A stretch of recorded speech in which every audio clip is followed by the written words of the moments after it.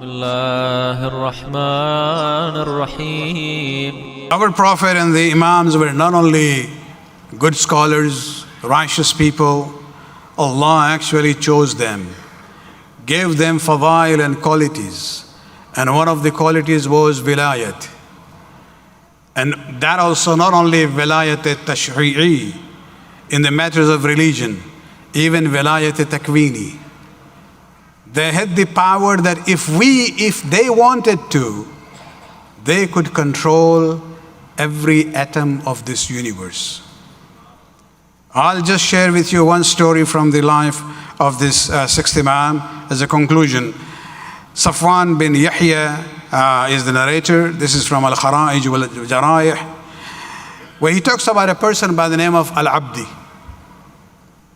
who was originally from Kufa.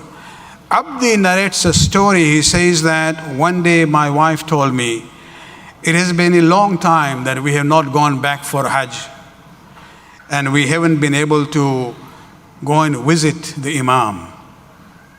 Let us do something. We go for Hajj, and then we go to Medina, and we meet the Imam, renew our bay'at to him.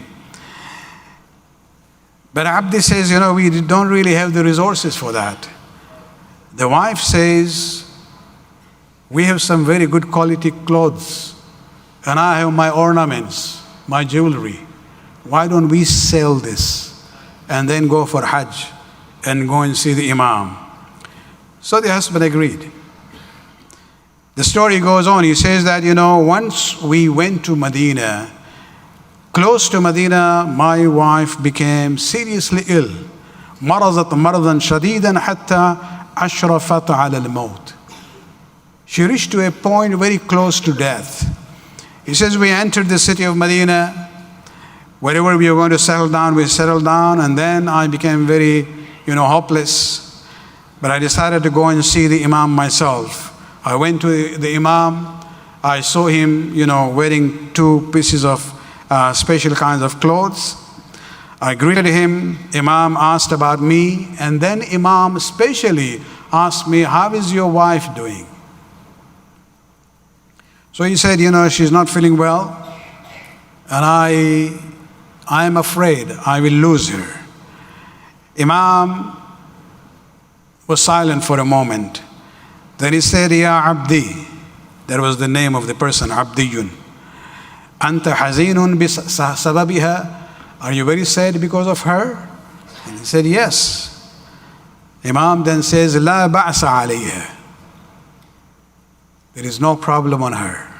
فَقَدْ دَعُوتُ اللَّهَ لَهَا بِالْعَافِيَةِ, I have prayed to Allah subhanahu wa ta'ala for her to gain her health. You go and you will see that she is recovered, and she's actually drinking a drink that she likes. The maid is serving her. He says, I very quickly went to the house where we were staying, and I saw she's okay. She's sitting down, the maid beside her with this bowl of, drink, the juice that she liked. And so I asked her, what happened to you? And she says, I was very close to death. He says, when you left, I was just looking at myself, and all of a sudden I realized somebody came in with two pieces of clothes on him. She described, and it was same clothes that he had seen on Imam Ja'far as-Sadiq. She says, he came and he said, what happened to you? Ma halika? And she says, Ana mayyitatan wa hadha malakul maut. Qad ja'a li qabzi ruhi. I can see the angel of death is here to take my soul. She says that this person would come. Now he turns to the angel of death and she says, Ya Malik al-Maut. And he says, Labbaik ya ayyuha al-Imam. Imam says to him, Alasta umirta bis-sam'i wat-ta'ata lana? Haven't you been ordered to listen and obey our instructions? And Malik al-Maut says, Bala, yes.